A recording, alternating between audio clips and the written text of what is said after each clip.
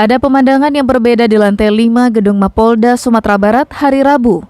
Di bagian paling pojok sebelah utara, terdapat ruang konsultasi hukum yang baru saja diresmikan penggunaannya oleh Kapolda Sumatera Barat dan Kajati Sumatera Barat.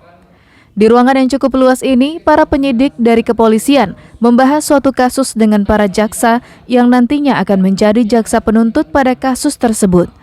Materi yang dibahas adalah ada tidaknya unsur-unsur pidananya, siapa tersangkanya, barang buktinya, serta pelanggaran hukumnya. Bahkan dalam ruang konsultasi hukum tersebut juga terpampang time schedule kegiatan. Dengan moto polisi hebat, jaksa kuat, penegakan hukum akurat dan bermartabat, maka penanganan suatu berkas perkara bisa lebih cepat. Dan untuk menghindari terjadinya berkas perkara yang bolak-balik dari penyidik polisi ke pihak kejaksaan, atau sebaliknya. Menurut Kepala Kejaksaan Tinggi Sumatera Barat, ruang konsultasi hukum merupakan amanat dari KUHAP, yaitu suatu proses hukum haruslah berprinsip cepat, murah, biaya ringan, dan sederhana. Manfaat dari ruang konsultasi hukum ini, hubungan antara penyidik dengan penuntut umum itu tidak tersekat terlalu formal. Artinya tidak hanya pada waktu menyerahkan berkas perkara tahap 1 hasil penyidikan, tapi sebelum jadi perkara pun sudah berkoordinasi sesuai dengan amanat KUHAP ya. KUHAP ini mengamanatkan berasaskan penegakan hukum itu cepat, murah, biaya ringan.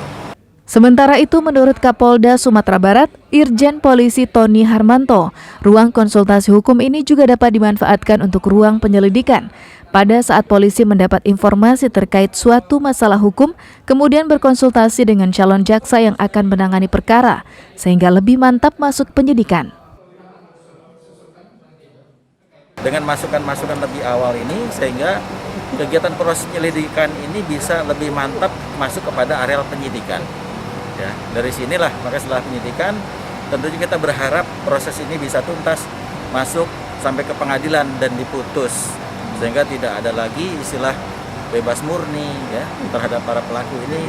Atau tadi yang disampaikan Pak Kajati, memang perkara ini tidak layak misalnya, ya harus berhenti, ya sudah harus berhenti. Begitu. Kedua pejabat ini juga sepakat bahwa bisa juga melalui ruang konsultasi ini suatu kasus tidak sampai ke pengadilan dengan syarat tidak cukup bukti, bukan suatu tindak pidana atau berhenti demi hukum jika misalnya tersangka meninggal dunia. Sasaran akhirnya adalah penegakan hukum cepat selesai dan pencari keadilan terakomodir dengan baik. Laude Juardianse melaporkan dari Padang.